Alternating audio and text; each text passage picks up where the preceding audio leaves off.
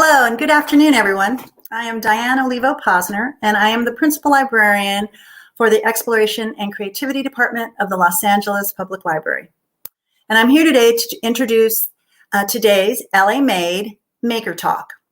And I want to first thank the National Endowment for the Humanities, our Library Foundation, and our behind-the-scenes staff who help us bring these virtual programs to you. First off, I would also like to invite and remind everyone to join our Winter Reading Challenge. Yes, there's still some time. If you just go to lapl.org/winter before January 9th, you can sign up. So the last day to put in those minutes and those activities is January 9th. That's this Saturday. And after you sign up for the Winter Reading Challenge, you don't forget to participate in the Code for Change Challenge. All ages and coding experience are welcome. Just complete 2 of the 5 coding challenges and you will earn a digital badge and a ticket for an exclusive prize from our library store. To learn more about the challenge, please visit our neighborhood science page at lapl.org/NEISCI. I hope everyone will also check out our online calendar at lapl.org/events. And you'll be able to check out all the amazing programs we have to offer for all ages. Now on to our LA Made Maker Talk. LA Made focuses on the diverse landscape of Los Angeles, highlighting the immense artistic and performance talent that has developed in the course of the city's eclectic history. With that said, we hope to cultivate various maker talks during this year of 2021, featuring makers from Los Angeles and beyond who make things. You know, a maker can be a grandma who loves to knit or crochet. A maker can be your neighbor who brews beer or makes wine and cheese. Or a friend who creates handmade jewelry. A maker can be a barbecue pitmaster, a robotist, a metalsmith, a glass blower, a origami expert, a gardener, a baker, a toy maker, or a fashion designer. Makers are innovators, but they don't just innovate, they hack, they repurpose using obsolete technologies or equipment and materials, and take what we already know and give it a new use and life. So if you know anyone, or if you're a maker yourself, please email us at the Exploration and Creativity Department, which is ecdept@lapl.org. We would love to feature you in our next Maker Talk. Today, we're featuring a lifelong maker, Amy Bauer. She is an artist, designer, seamstress, and educator. Her work employs eclectic styles and is representative of her urban surroundings. Her art is organic, from the materials she uses to the way in which she creates. Amy's work shows a natural flow of traditional crafts with an environmental awareness. In line with wearable artwork, Amy incorporates discarded items, what to do with something after it has served its purpose. In simplest terms, recycling comes to mind, but Amy's work shows a substantial transformation can occur. So without further ado, let's welcome Amy Bauer. Thank you. I'm so happy to be here. That was a great intro. And I know I want to look into that coding challenge. But anyway, so I'm here to talk to you today about wearable arts and a little bit about myself, how I got involved. As I said, my name's Amy Bauer. I am a conceptual environmental artist focused on reuse. I used to be focused on recycling and putting things in the proper bins, which I still do, but there's too much stuff out there, as you may be aware of, and recycling is just not enough. So you have to think about what's around you, how you're using it. And so I created a little slideshow. I want to show you some of the stuff that I've made, that I have in person, and let's see, it should be up. There it is. Yay, thank you. Okay, so on this picture here is a little blue piece there, and that's actually a tablecloth, a plastic tablecloth with paper, handmade paper raindrops that a student at Otis made during one of my challenges. And I thought it was awesome that they took stuff that I threw at them and made items. I also have, oh, hold on, my next slide, a picture of my stuff. I don't know if you can read the quotes on here, but it's humans have produced clothing for as far back as archaeologists can trace, but the modern fashion industry with its labels, magazines, and the imperative of style emerged in the late 18th century, primarily as high fashion, haute couture. And I do some of that here. I have lots of stuff to show you guys. But I took my art. This is actually pencil drawings. This is acrylic. This could not be high fashion unless I put it with a big gown or something, but really what's labeling high fashion? What is high fashion? Where does this come from? And when we go back in time, we think about the Romans and how their togas, and then we think about Egyptians and their jewelry, and we think about the 1930s and the designers, the fashion designers working with Salvador Dali and others, putting shoes on their head, and so I'm not doing that exactly, but I am doing in some of my fashion. I have a piece here that is a green dress on my slideshow that you can see. That is a dress that I put on little butterfly beads that I made. And this dress is really functional except for the back. There is no backside covering your booty and your legs. You're completely open. So I had her wear a pair of pants that I made too. And I think the next thing that I did after that one was I forayed into the world of paper, which are my two favorite things to work with, fabric and paper. And what happened is I have the shirt here that's in that photo. This is a muslin piece. If you've ever taken any fashion classes, they make you make samples out of muslin. Then you usually just throw it away or recycle it. But I had paper in my apartment that was accumulating that I didn't want to put in the recycle bin because what was going to happen to it? So I used some glues. I used experiment with glue. I don't know if you can hear all this. And I've actually worn this piece. The thing with wearable art is it's functional and uncomfortable at the same time. So you could wear it, but it's hard to get in and out of some of my outfits that are like this. Not all of them. I've made a whole series of these shirts from all my samples I did, and I had them in a variety of art shows. I also made a huge piece that was in a fashion show that's behind me. It's in this photo. This woman, I made a coat dress from a 1940s inspiration. It's got pockets, it fits a variety of people, and she has a purse with her that's non-functional. That is the inspiration behind all of my paper art, which I'm going to try to show you right now. Is made from paper that I broke down to pulp, reformed, and put it out outside to try to make it back into a tree, to really understand what recycling is. And I put it in my friend's yard. I thought it would be there for 3 months. 5 years later, I asked her to bring it inside, dry it out, and mail it to me in California. So it's been through snowstorms, ice storms. It was in the northeast of the part of the country, and it is still going. I turned it into a purse for this, but as I said, it's non-functional because here's the bottom.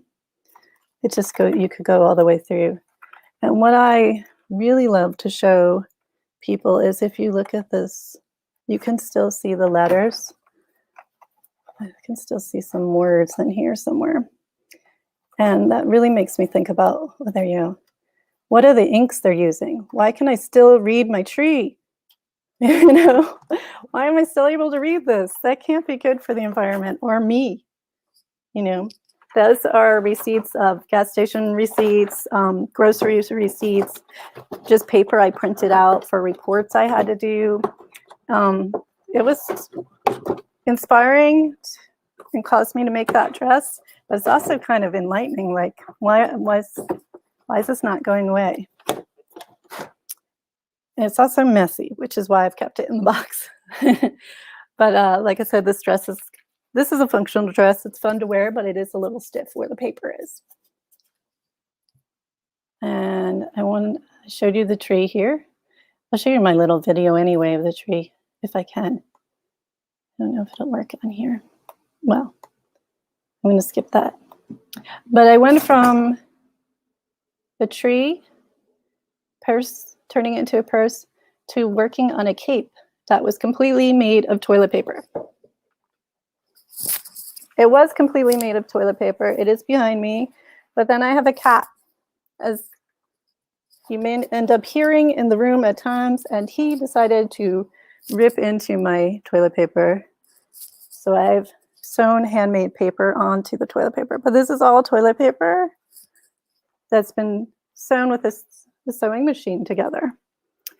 And when, as I say in my slide, when the 2020 pandemic started and everyone bought toilet paper and there was none left in the store, my extra rolls of toilet paper became actually functional toilet paper again. And so I lost some art supplies. But this cape was made, it took a few weeks actually to assemble it. And it was part of my Fun a Day LA, which is a art show that I organize. It's through Dream Eco Crafts, which I believe we have a banner for that to show you on the website. It's actually happening again this year for 2021, but it is virtual because we can't be in person. And because of that, I'm collaborating with Crash Space, which is a hacker space in Culver City, and Fun a Day Reseda, which is up in the valley. The three of us have come together to bring on a show that calls Art Happens, and they're still opening for submissions if you want to be in the show, because it's not until February.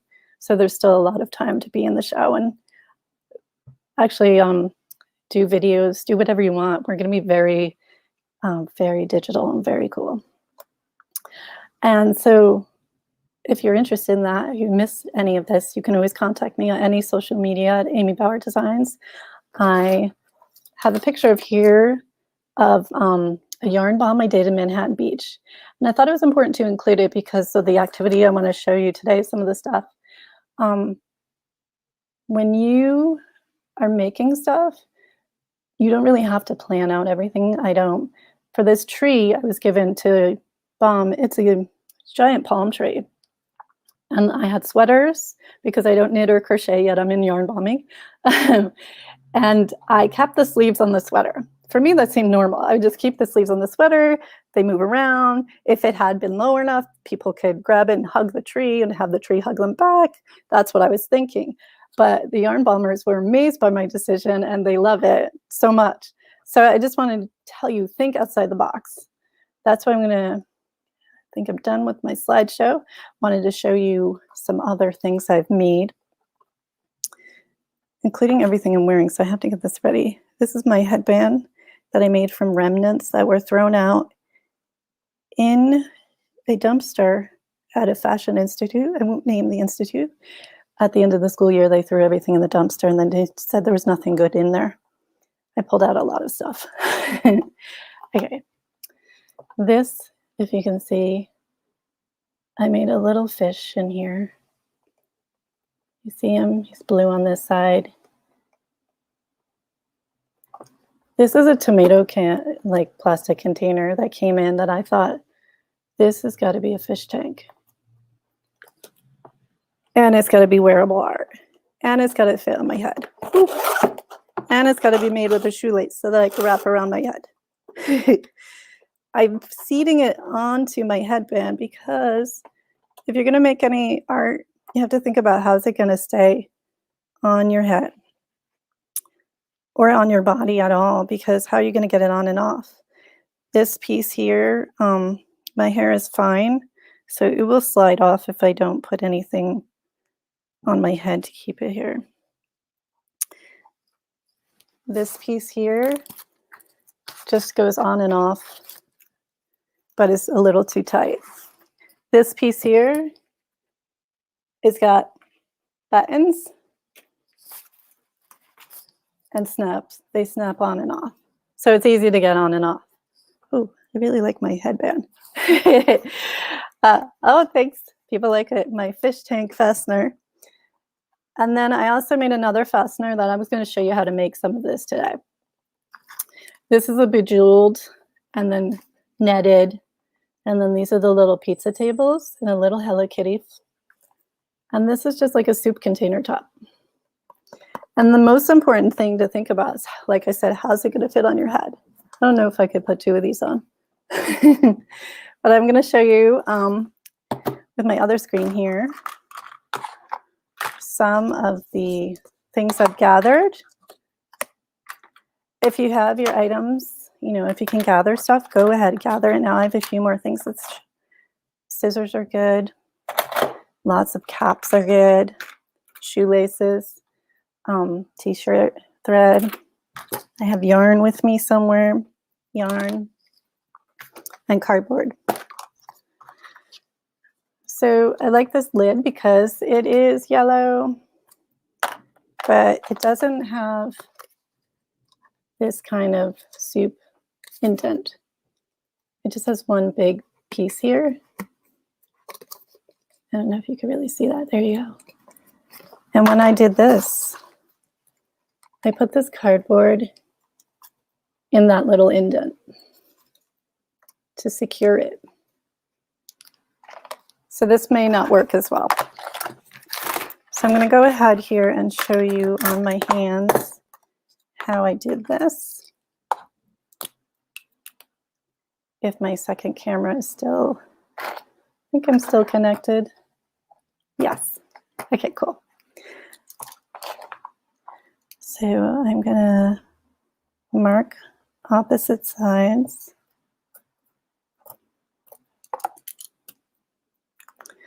If you have a screwdriver, use a screwdriver. If you have an awl, use an awl to poke a hole in, and then you could cut with scissors, or you could just use a box cutter. Make sure to cut away from yourself. And make sure, before I forget, make sure you have a mat and or a piece of wood. A piece of wood works fine too. And cut away from myself, turn it around.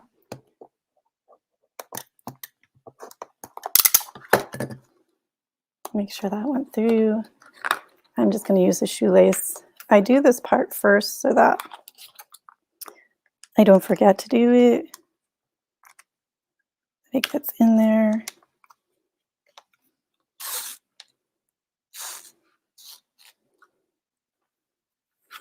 And we got the other side of my shoelace. Okay.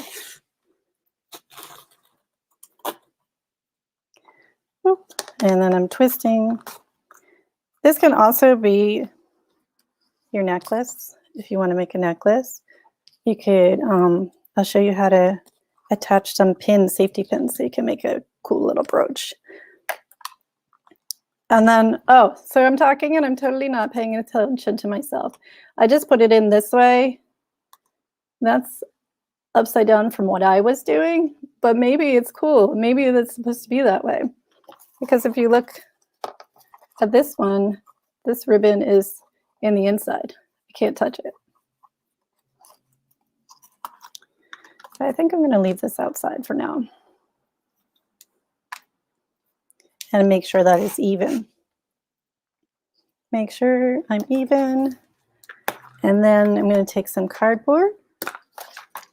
I just happen to have some brownie cardboard. Tasty brownies, in case you were wondering. Oh, and make sure your knife's closed all the way.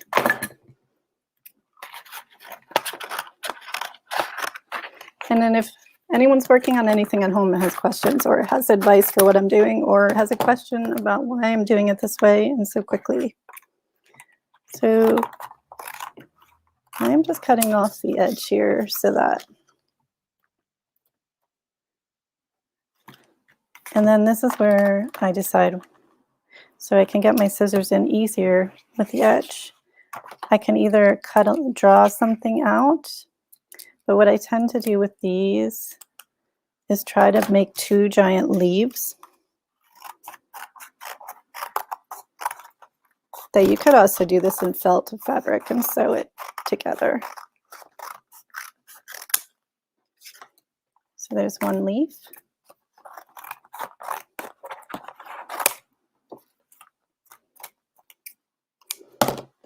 And then you can just put this on here if you want to.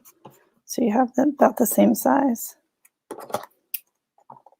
They don't have to be perfectly sized together. I don't know if you can hear that, but my cat's running around. And thank you for everyone who's watching. Okay. So what I do is use either tape or hot glue, which I am plugging in. It's going to take a few moments, but plug it in. Here we go.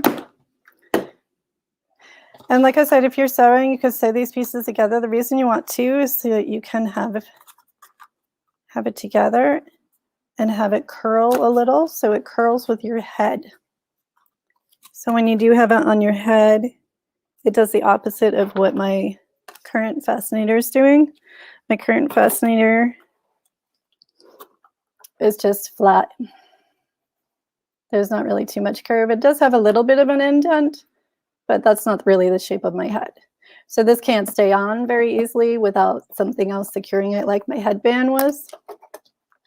Whereas if these are curved and together, that could go onto your head, and then you could just use clips if you want to clip it on. Or you can connect another ribbon to it and have that ribbon down. Yay. I hope you guys are making something. I can't see any of you, but ask me questions. Let me show off some more stuff while my hot glue gun is heating up, because I wanted us to make pendants too. Here is a pendant made from a cap. If you can see it, it's a bottle cap. This is actually made by my partner. We didn't really have too many tools, so I think he just stuck a pen through here really hard. I don't know if he broke it or not. And then he glued all these things on with Mod Podge or something like that. And it's a necklace for me. I also have another necklace out of paper. This is some kind of fake leather and beads and paper beads that I made that actually say my name, but I cheated because this is the straw that I wrapped with paper. So I didn't actually make full-on paper beads, but the straw made it easy.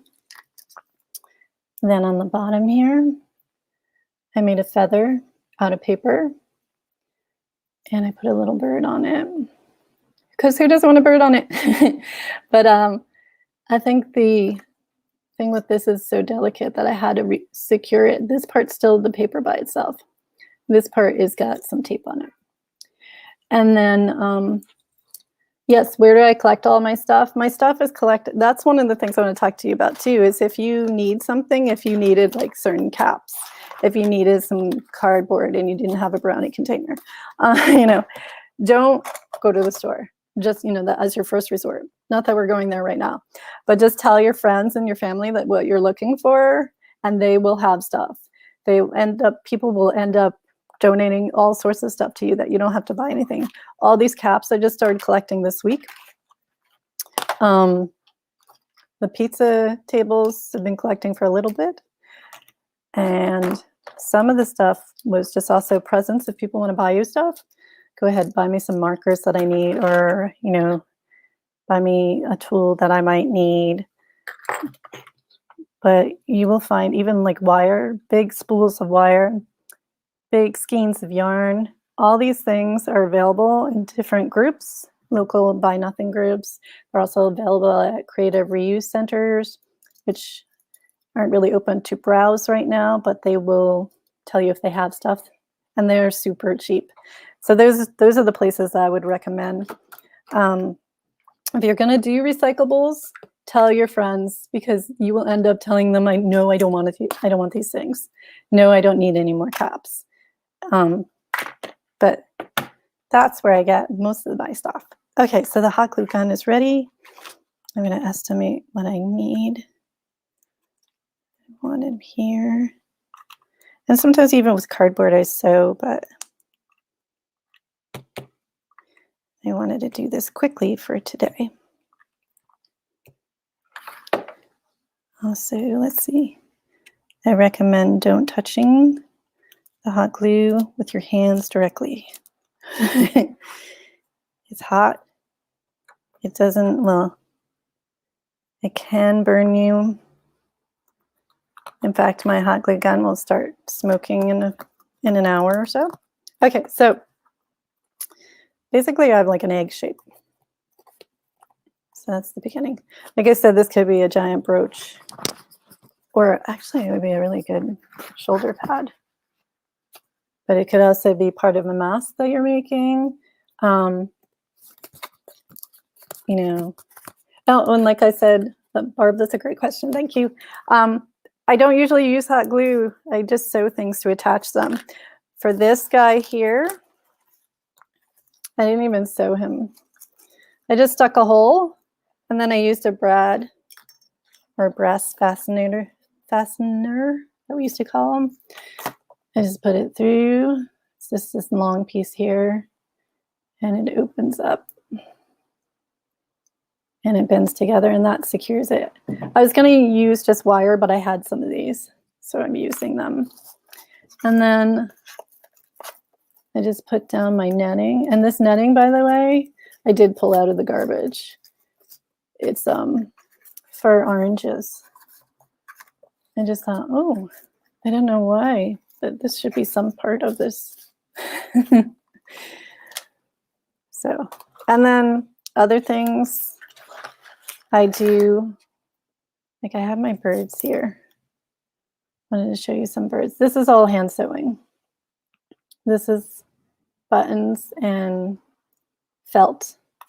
This is wool felt, which is, this is craft felt. You can get this at like Michael's. This is wool felt. You'd have to go to the fabric store. Or these are interior design samples that were being thrown out. So here. So the next thing I have to do is figure out how to secure this to my head. I tend to like to use some ribbons that you can tie easily to your head.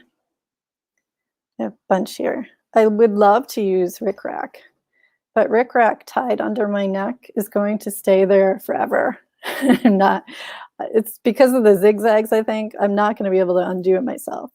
Although look how much I have. This was also just a donation from my friend's mom who didn't need it anymore. So you could just swap with other artists. That's the best thing to do. And I'm going to use this piece, I think. And like I said, make sure it's in half so they're even. And I am going to mark some holes. Make them a little big this time because that's pretty thick. And use an awl. If you notice, this one is thicker than this one, so I would have to put this one in a lot further and wiggle it around more. So I'm just going to use this one. And you just push it down, make sure your hand is not under where your hole is going. And just push, wiggle it around a little bit. Push. And these things are great. Like I told you, I think he might have used an owl on this cap, but I'm not sure. If I try to go through this one, you can see. Sometimes you need a hammer with them. Or sometimes you don't. I just started to go through. So this one I might make into a little pendant. Would be very cute. And that's something that I could just use a piece of yarn with.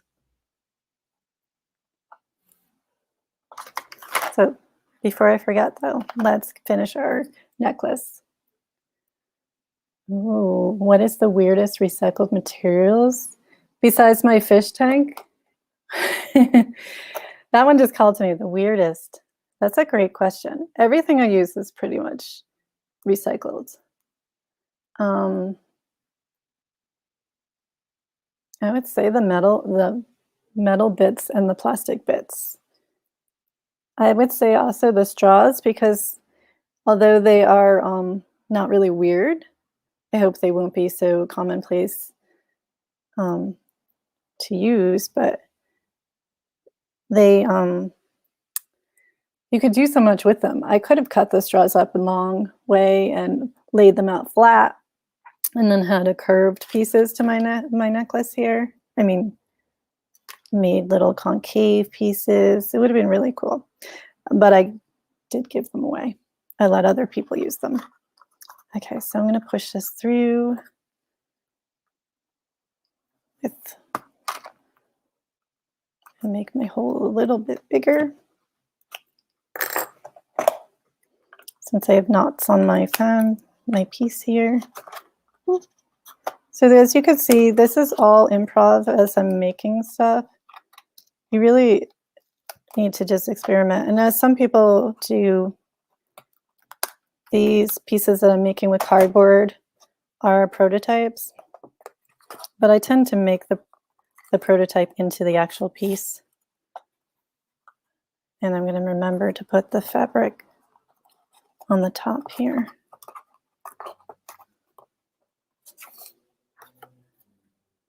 And pull through.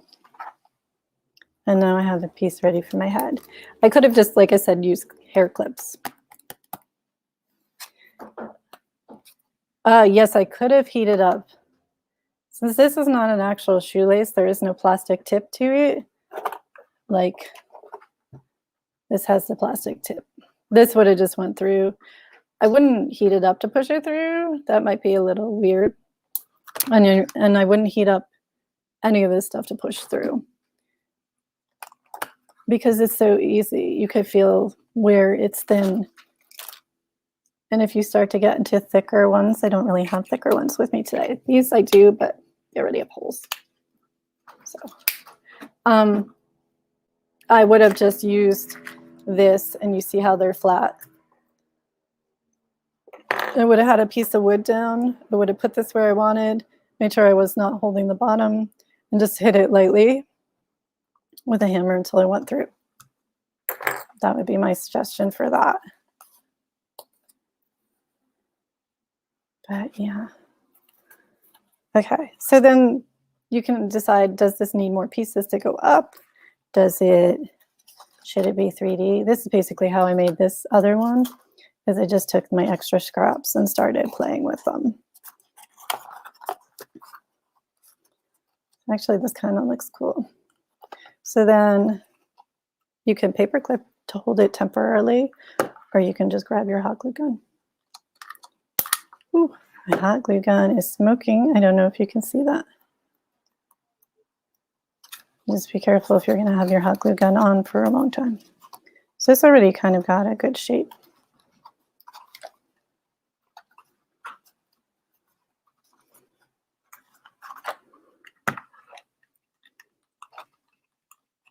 Also,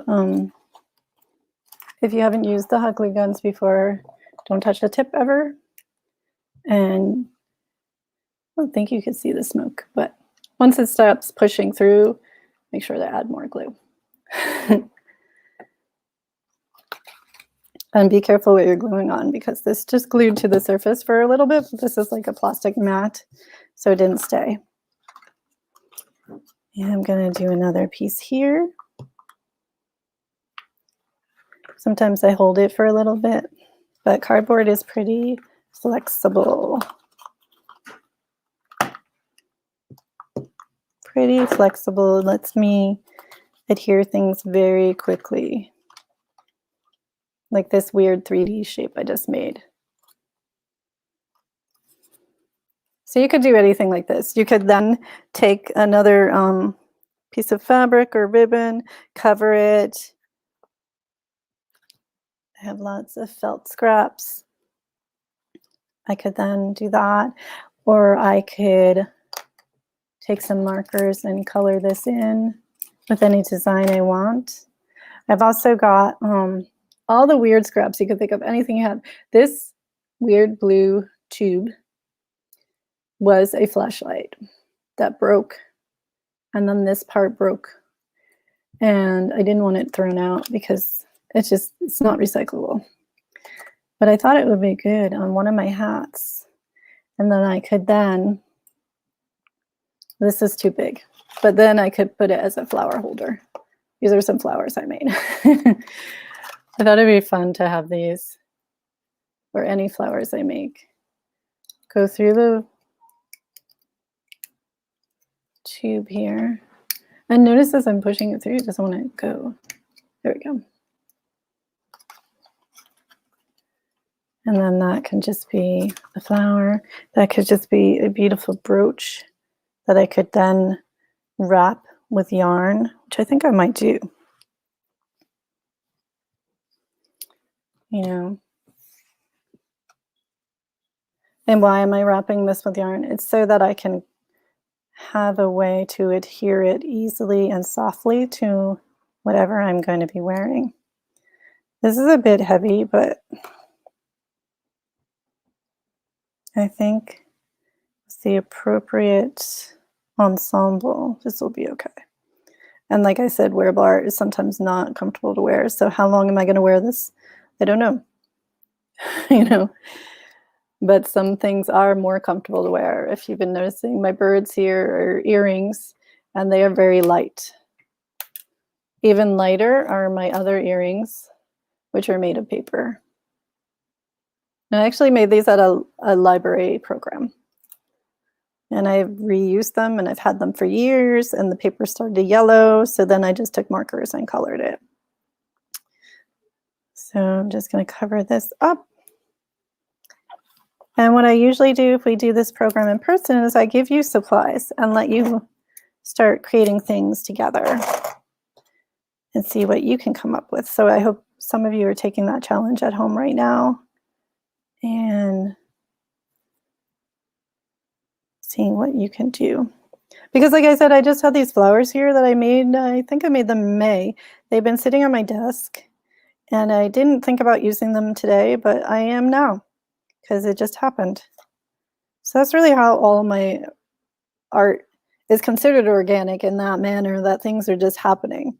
Even with the fabric. This fabric that I'm wearing, the shirt I made, I just saw this fabric. I said it should be a shirt. I said my necktie should be a necktie, and then I just made it happen. Yay. Okay. So how am I going to attach this to myself? I think a safety pin would not be good enough. Oh, and I just moved some of it. So if anyone has any other questions too, because I think to learn about wearable art, not only just doing what I'm doing, is to utilize some books and some other things, websites. I looked at the MoCA website to learn about all the history of wearable art. There's a great video of a fashion show from 2000, I believe it was, where the models walk around furniture, then take the chairs off, the covers off, put them on as dresses, walk over to the side. Another woman walks in, steps into the middle of the coffee table, pulls it up, and it is a skirt, and she walks away with it. So that's another huger form of wearable art. That's like taking what I'm doing here up a level and working with wood and stuff. And so the thing I'm thinking about with that skirt is, how heavy is it? How far is she going to be able to walk around in a table? You know, my initial thought was, oh my God, that's awesome. That's the most coolest thing I've seen in a while. But it really was also thinking, where are you going in that table skirt? I love it. And so for me, where am I going in these outfits? Everywhere. I go to work, I hang out with friends, I walk around my house, my neighborhood, it doesn't matter. So I'm going to have these flowers on me at some point, and those of you who know me, or even maybe see me at the library, I'll be wearing them. So like I said, you can go online to MoCA, which is a museum, and see some stuff there about wearable art. You can get some books in the fashion and art department. I love Amber Jane Bouchard. She is in the UK. This book, I'm not sure if the library has this book, but it's about fashion. Gives you definition of different fashion and the history. She's got like 4, 5, 6 other books out. So I think I saved some parts of this book to read to you, but I can't think of them right now. She had the table. Here we go. There's a section about bloomers. You see the woman on the bicycle. That's actually, her name was Bloomer, her last name. And she designed these pants. She was an advocate for women to ride bicycles and stuff. And she took the idea of the Turkish trousers and made them into bloomers. Well, they became known as bloomers. She made them into pants. And then also other tricks in this is pants is not the word you use in the UK. Pants means underwear, I believe. So it's an interesting read to learn all these different lingos around the world. Another thing that people should definitely check out is the World of Wearable Arts. I think it's the WOW show, which started in 2000 or 2001, I believe, in New Zealand, where people enter. Anyone can enter for free anywhere in the world, and you take the idea, any of these ideas of my hats, turn them into a full-on ensemble. They're not as focused on the hat as they are on the garment. And some of these outfits are puffy and big, like monster, like walking around, looking on ensembles like anime creatures, but not. It's really cool. And all these things are, you know, if we're in New Zealand, we could go see the show. I think it costs money to see it, but it does not cost money to enter. And entering is just good practice. I think entering certain shows that are free, like my Fun a Day show, you can get into that show. You're in. I'm not going to say no to you. But the New Zealand show, you might not actually get accepted into it, but it's good practice to find out who got accepted, why you didn't get accepted, what you could have done more. Maybe you didn't push yourself enough. Maybe this fish tank could have had a brighter color of fish in it. Maybe I should have added some LEDs to it. Who really knows? But I think maybe they would accept it just as it is. Really, it's all just about entering and trying new things for me, and entering these shows just so that you get good practice and network and meet some more people. Maybe I'm going to add this flower to my hat. Yeah. And see, since I colored him with yarn, that works good. I'm going to try my hat on for a moment. Ooh. It's hard, you can't see, but I think my hat will work. So now I have this hook here. So I am going to take advantage of some stuff that was given to me by a friend's mom that I don't quite know what it is. It's a little slinky. I think it's metal. I think if my cat was here, he'd be chasing it. And I'm going to put it through the hole. And I'm going to see about tying on a few of them. So it becomes like a festive thing for cats to chase while I'm wearing. Oh, but see, I just noticed, see, as I pull on it to tighten it, it just gets longer and longer. It's actually not tightening. So like I said, I don't know what this material is, but it's fun. It's definitely fun, and I like it because it's a bright color. So, and I think as a hat piece, the flowers will not be too heavy on my head. I think as a brooch, they were just too heavy. And now I have all these little pieces. So move them over here for now. Oh, and I had a question earlier about where do I store everything. I normally don't have myself surrounded by everything, but I have so much stuff I wanted to show all of you today that I took it all out. And then I had to stop taking stuff out because, like I mentioned, I have a cat. He was on my desk. He was having a blast trying to chew on things he shouldn't be eating. So I basically have everything organized, as some of my friends know who've been over. Everything is in different kinds of containers. They're all stuffed into my closet. They're all behind me, actually. They're under the table. They're all very just organized. And I can see how if you're not naturally an organized person, art supplies might be a little bit problem, but I think the best thing for that is to have a studio space if you can afford one. Then you can leave everything out all the time. Ooh, look at these. Oh, I got hot glue. Take the hot glue off. And I notice as I do this, the flower. So do I want to either be a unicorn with a droopy? It's like I have a curtain in front of me. Or do I want the flowers to go to this side and in the back? So now the droopy part is behind me somewhere. Where is it? I think it got caught in my hair. Here it is. I kind of like that. And I'm glad I did this all the way so that I can tighten it on my head. But yeah, that looks cool. Woo. And then I can also grab it in case it fell. Yeah. Ooh, ooh. I might cut some of these. They're a little hard to handle. Yay. So just modifying as I go. And this is the challenge to really think about for people who watch Project Runway and all those shows. The WOW show is kind of like that too. It's like Project Runway to the extreme. And they usually have people working in teams sometimes, and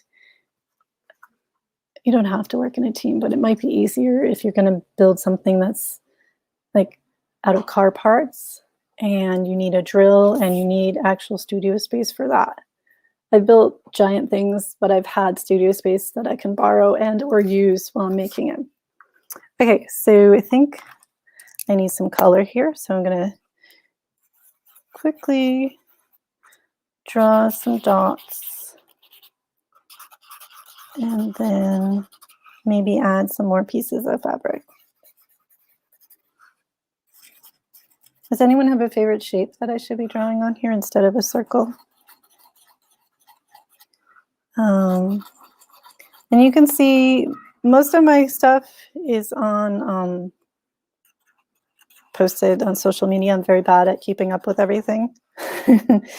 But I also have amybauerdesigns.com, my website. If you go on there, you can look at the different sections. I have the My Fashion section, which has some of the stuff I showed you, plus a lot more. My sewing section, my art section. So I break it down. Plus I also have videos. I have 2 video channels, one with the tree, the making of my tree, so you can see my tree before and after in its current condition. And I think I have 9 videos of my tree. I moved it around in 5 years. I moved it around a few times. The first video is me making the tree. I started making it in Queens, New York City, and then brought it to New Jersey and brought it into a couple other places. It was in a few other art shows. It's actually just in my living room for a while too, which was cool when your roommate cheers up and down that you're bringing home a giant tree. And she was happy that it was going to be in the corner of the living room. And then my art show channel for Amy Bauer or Amy's Art Cabaret. It's every Saturday. I have different artists on with me. I have my co-host, Barb Noren, who I believe did a library talk 2 days ago. And I have guest artists. So if anyone wants to come on, you don't actually have to be an artist if you want to just draw something. Oh, I got some shapes coming in. I should have been paying more attention. Okay. So I'll draw a heart around my circle. And then, of course, I will try to draw a hexagon. I think it's a stop sign. Am I correct? Oh. My hexagon needs a little bit of love. But yeah.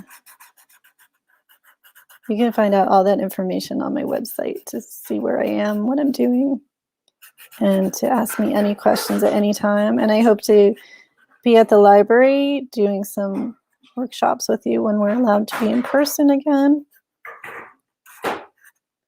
Okay, that looks better. Does that look like a hexagon? I liked that outline. Due to my heart. And if I had all of my markers out, I would just make a rainbow. So I'm going to draw some more. And I drew some on the bottom panel too. So really it's just free form, whatever you want to do. There are no rules to wearable art. There are no rules to fashion other than it really has to fit. If you want it to be functional, then you're going to get into ready to wear and some other aspects of design. But wearable art is just about fun. It could also just be as simple as the hat you crocheted to wear for yourself. Could be just a gift that someone made. It could be a weird brooch that I'm going to try to make now for you. Okay. Here's a cap. I didn't punch a hole through. I had some foam packaging, not useful, not able to recycle it. I had traced the cap and cut it out with scissors pretty badly. You can kind of see the marker lines. And then I shoved it in here. It's been in here a couple days, so it's taken the shape, which I thought was great. So I have a couple ideas of how to make a loop on the back so we can make it into a brooch. And I don't know if I should have this be the front or this be the front. I haven't decided. You can use ribbons and or you could cut a piece of felt like I'm going to do, or t-shirt yarn if you have some. This is good because I think t-shirt yarn should be thick enough. I am going to do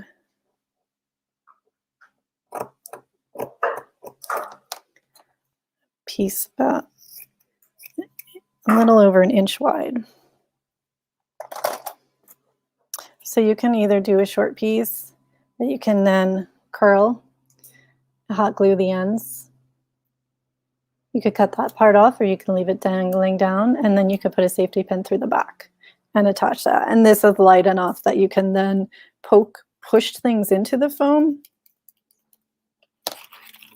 I don't really have too much on my desk to push, but I could push a brass fastener in. Let me open it up first. And so it kind of looks like a person. Not really, but it makes some eyes. Here we go. Another eye. So this is kind of turning into like a little monster for me. But I was also thinking I made it longer so I could see if I could push it in.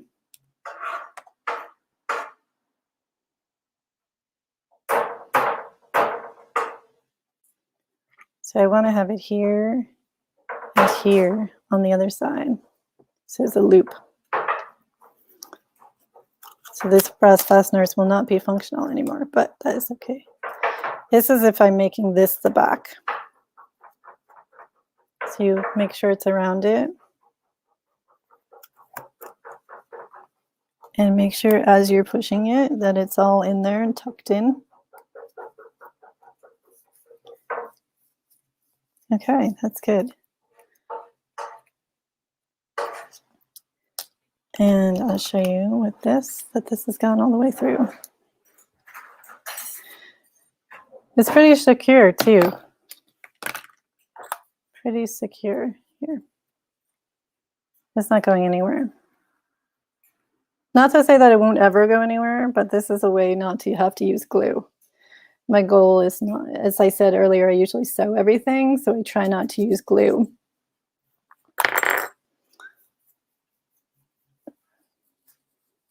Oh, yes. Okay. So then on this side, I'm going to have to use glue unless I want to use something else again.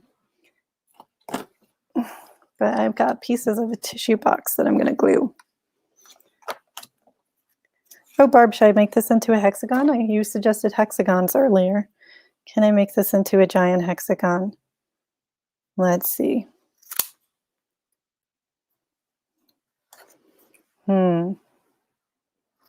I think it's not going to be even. But let's see. Maybe I'm wrong. Oh my gosh, I just went crazy. Nope. I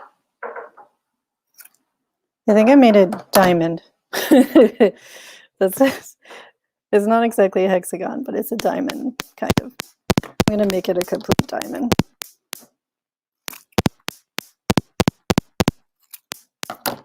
There we go. Now it's like an ice cream cone diamond, which also makes me think maybe I will make an ice cream cone to go with it. So an ice cream cone out of pink, because who doesn't have a pink cone, right? Okay, I think this might be the last one I can make, but I wanted to make sure you guys had a bunch of ideas and see how they just come to me as I'm going along. Modifying. Okay, so this felt is the craft felt, not this felt. This felt you could just use a glue stick. It's important to know what glues you can use. You could use the hot glue gun, but it's kind of overkill, and if you push through here with hot glue, it will hurt your finger. You will feel it here, be bad. So I'm just going to put some glue stick glue, push that on.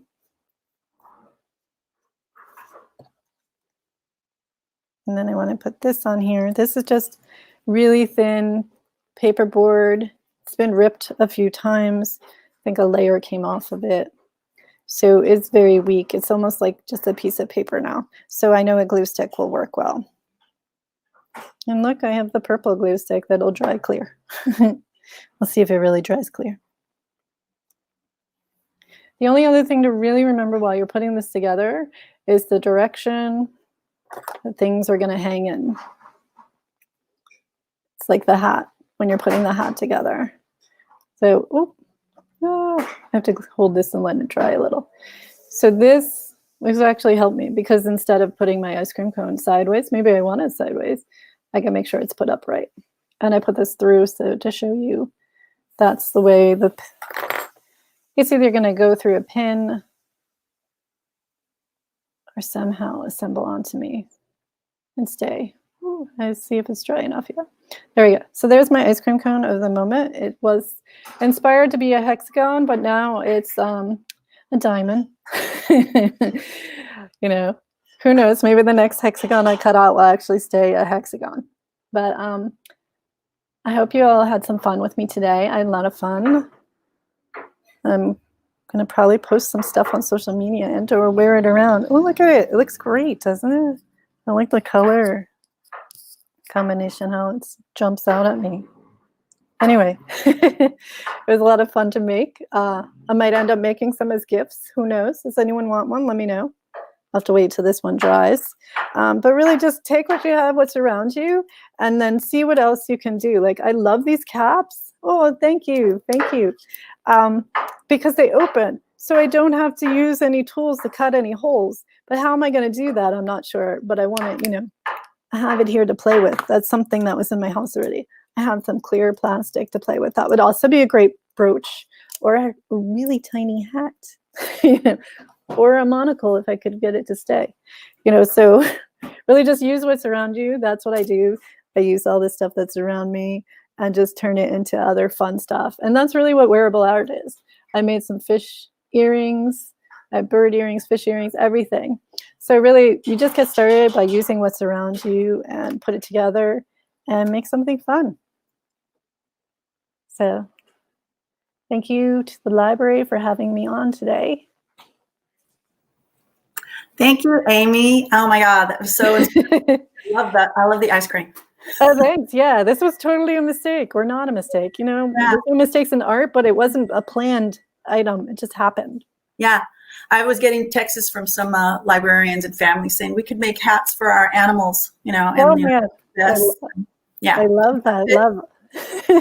I'd love to come in and show the kids some ideas too. Yeah. Fun. Well, hopefully soon. That'd be great. So thank you for sharing and telling us what it's like being a maker. And so remember to check out our library online calendar. And our next maker in February the 18th, which is a Thursday at 4 o'clock. And it's going to be in Japanese, and it's going to be jewelry making. So keep an eye out on our online calendar. Our next LA Made is next week. And it's going to be some amazing musicians, January 14th, 4 o'clock, with Sibling Jam's Grammy-nominated drummer Sammy Miller shares the stage with his rock star sister, Dr. Molly Miller, and a slew of special guests. Thank you again for watching, and make sure you keep using your LAPL library cards to check out books on fashion and art. art. Yeah. And if you want to share anything that you end up making, feel free to send it to the Exploration and Creativity Department or to Amy Bauer Designs. And we will share with each other. Yay. Yeah, we'll share with each other. We're posting. Thank you so much. Bye. Oh, thank you. Bye.